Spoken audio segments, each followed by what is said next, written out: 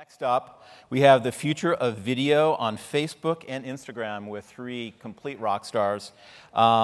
Fiji Simo, VP of Product for Facebook, Mike Krieger, co-founder of Instagram, are going to be joined on stage by McClure. If you haven't been following Ami and her family, she's the mother behind the McClure twins, the hilarious and adorable family with identical twins, Alexis and Ava. Combined across both Facebook and Instagram, they have more than 3 million fans and growing. Please welcome Ami, Fiji, and Mike.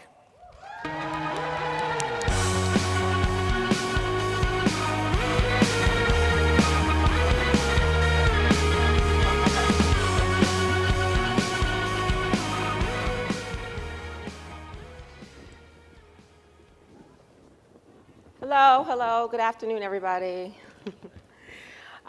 So, as he said, I am Ami McClure, the mother of the McClure twins family, my girls, Ava and Alexis, and we are full-time creators as of maybe 6 months ago, so this is what we do full-time, and I'm excited to be here with Fiji Simo, the VP of Products and Video at Facebook, and Mike Krieger, co-founder of Instagram. So, let's just get right into it. Hi, everyone. So, Fiji, this week, Facebook has announced a plethora of new updates. And can you sum it up overall for us and let us know what the overall approach has been for Facebook? Yeah, of course. So, we're really excited to be at VidCon, and what we've been doing in the last few years is really listening to creators to understand the types of things that they expect from us. And it falls in general into 3 buckets: helping them manage their presence on our platform, helping them build a business, and then growing and engaging their community. So I won't go through all the updates that we've launched, but they fall into these 3 buckets, and there are 2 in particular that I'm super excited about. One is around releasing interactive tools for them to make interactive videos. And that's because we fundamentally believe that video doesn't have to be a passive experience. In fact, we think that video is going to become way more engaging in the years to come, as many formats of content can be reinvented for an experience where the audience can participate in the content. So we're releasing the ability to do polling, the ability to do challenges, and even full-fledged trivia games on your video on Facebook, and we're really excited to see how creators like yours are going to use that. I hear the twins are excited about it. So, Absolutely. So we're really excited about that. And then the second thing that's obviously very top of mind for us is monetization. And this week we announced that we're expanding a lot of our monetization program to more creators. So Mike, in the same line with the video, Instagram's big announcement this week was IGTV. So can you tell us a little bit more about that? Yeah, for sure. Great to be here. Thanks everybody for stopping by. Thanks, Ami, for moderating. We started this late last year, realizing that we had this thing in stories that was working really well, but was capping people at 15 seconds. And what we heard when we talked to a lot of folks, creators and otherwise, is that they were kind of like hitting up against this constraint, and it was limiting the kinds of things that they would actually get to make for Instagram. And so we started thinking about this, and we realized there was a real potential to unlock a bunch of creativity and give a whole space for full screen vertical video with up to an hour in length on Instagram. And then we had to figure out when we were going to launch it. And we said, well, it'd be really cool if we had it by VidCon. And that was in January, which was, I think, ambitious, but we worked really, really hard, and then announced it yesterday, rolling out. Hopefully you all started checking it out. I'm really excited about some of the early stuff that I'm seeing on there. But yeah, it's kind of crazy to know that 6 months later we're here, but I think it's just the beginning. But for us, we see this as a huge way of unlocking creativity. And a lot of the conversations I've had this week have definitely borne that out. Absolutely, no more cutting off. Oh, I missed the 15 seconds. So it sounds like IGTV and Facebook Watch are becoming very similar type of video platforms. So how do you think creators can benefit from using both platforms? Yeah. Yeah, so when Mike and I have been talking to creators, what we've heard is that a lot of them have a presence on both platforms, but they have different communities on each platform. So what's really exciting with IGTV is that now these creators can serve their IG communities with longer videos, the same way they can do for their Facebook community with Facebook Watch. So what we really see as our role right now is to make it as easy as possible for them to be able to cross-post to both platforms so that they can serve both communities and also allow them to monetize on these platforms. So for example, creators that are posting on IGTV right now can cross-post to Facebook Watch, and if they're onboarded onto ad breaks on Facebook Watch, they can monetize these videos on Facebook Watch. So we really want to make it as easy as possible for them to manage these communities. And a lot of the tools that we're releasing, whether it's the Creator app or we announced this week the Creator Studio on web, are going to be working across Facebook and Instagram, so we make it easy on them to manage both. Our first call when we started working on this was Fiji. We're like, all right, let's figure out how these two things interoperate and how they work together. And especially on the creator side, I think over time we'll see more and more integration, so it makes it really easy to manage your audience across both, including the creator app on the web and so forth. The other thing I should say is that a lot of the infrastructure is actually shared between the two. The reason we were able to build a full-fledged long-form video product in basically 6 months is a lot of the infrastructure built by Fiji's team we can plug into as well, which has been helpful. No, I think you're both correct. With the separation of audiences can now be merging together, at least crossing each other with the longer form video on Instagram.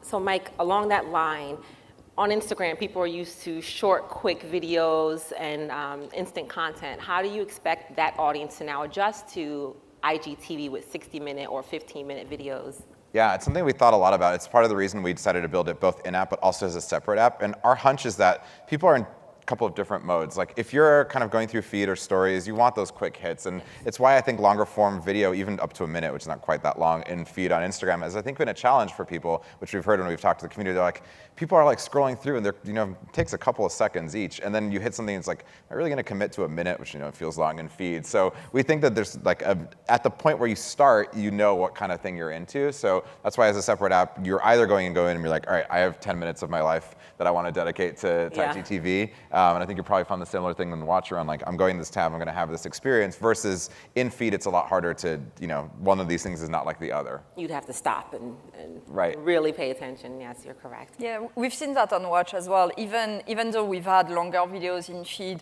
for a while, the behavior in feed is very snacky. And in Watch, we actually see people staying for much longer because there is this intentionality. Okay. So one of the announcements with Watch also is that not just going to be Watch episodic videos anymore. There's going to be the regular creator videos are now being allowed to be uploaded into Watch. How does that affect creators now, and how do you think that will help Watch continue to grow? Yeah. So when we did a lot of user research, we realized that while people love watching episodic content and that's what they come to Watch for, they also want to continue watching once they're done catching up with the shows they love. And so introducing regular videos alongside the shows that we already have is actually a way to make sure that they have a choice of content to watch while they're in Watch. And for creators, it also means that if you're not creating just like an entire show, you can now have your videos appear in Watch, which is an opportunity to reach a bigger audience. However, we are still very focused on building this sort of like habitual viewing experience that brings you back and creating this loyalty with the content creators.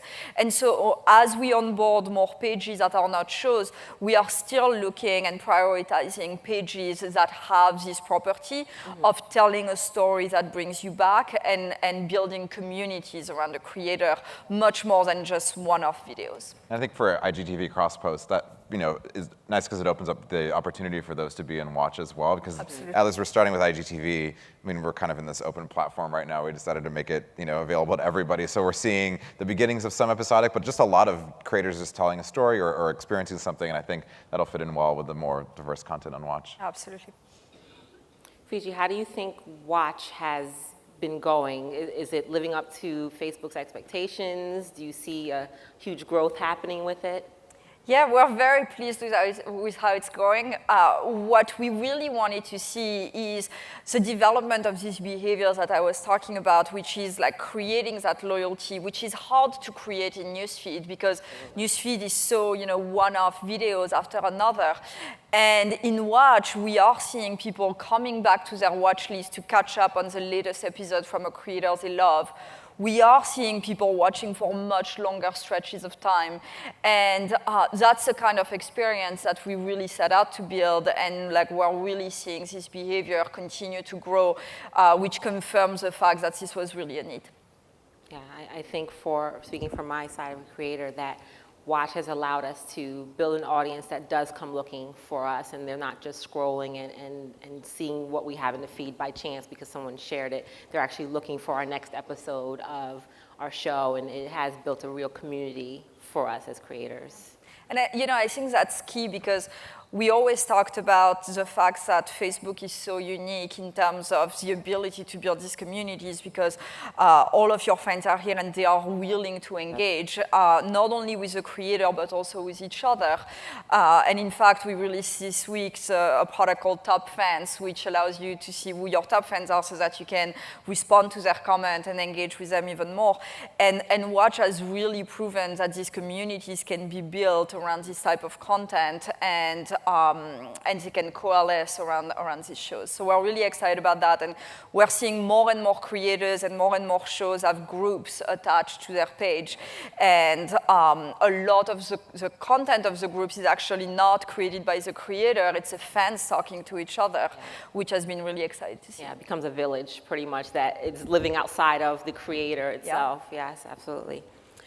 So Mike, I will ask you first, what would you say are the features in Instagram that a creator should really get to know? What are the critical features that you think could benefit a creator? Yeah, I think we've found the creators that do best on Instagram are the ones that are using the full range of tools. So rather than I'm a stories producer or I'm a feed producer, it's understanding how all of those fit in. What we try to do always is each of those should have their own need rather than just a bunch of stuff that all feels like it overlaps. And I think people have settled into, feed like less frequent, usually like higher production, more photos and videos usually, but they live on and they like kind of form part of your profile. Stories is the very snackable, quick consumption. Live is something that has grown a ton on Instagram over the last year, another partnership we did with Fiji's team. And that's another piece where it's about, creator to fan interaction that is very, in the moment and authentic. And then now with IGTV, I think we've rounded it out. I mean, we'll probably find another thing to add eventually, but it feels pretty rounded out right now around all the things that we can offer. So using that whole range is really cool because it gives you different moments in the day and even in the week where you're connecting to that audience, whether that's engaging on a comment thread on a feed post where you talked about a new product that you partnered with or something like that, or an IGTV post, or just showing the behind the scenes in stories. And that full range, I think, works well. And what's interesting is our full range looks different than Facebook. Yeah. You just talked about groups, and that's another area that like we don't have and Facebook has, but provides a bunch of interesting engagement opportunities over on Facebook. Yeah. Yeah, I mean, on Facebook, it's actually very similar in terms of the principle, which is like the creators who use the full range definitely get better results. The range is indeed different. What we see with group, like I was saying, is just these fans talking to each other. Mm-hmm. And in fact, we're really building tools trying to make that even more prominent. So, for example, there's this new feature that's rolling out to all groups very soon called Watch Party, where you can watch videos with your fans, and they can be just pre-recorded videos, and your fans can engage in the chat with you as a creator, or even if you're not there, they can watch your videos together. And we've seen some watch parties go on for like 10 hours where people are watching videos after videos, and it's a mode of engagement that's so different than just passively consuming content. So what we're seeing with creators is just as much as they can engage with their community and not just think about doing a video and walking away, but really responding to their top fans' comments, organizing these watch parties, bringing people behind the scenes with stories, having these like direct interactions through live. That's really what fans are craving because they feel like they get access to the creator in many different ways. Yeah, all those things sound amazing, and as a creator, sometimes in your mind, you feel like, wow, there's so much available to me now. And I'll ask you the same question I asked Mike. What do you think are maybe the critical features that, as a creator, if you really want to build your community, what should you really get to know? What features should you really make sure that you're accessing? You're forcing me to pick between all of my babies. So I think, the key is always start with great content. And so number one is actually know your audience and use your insights to understand which content is resonating.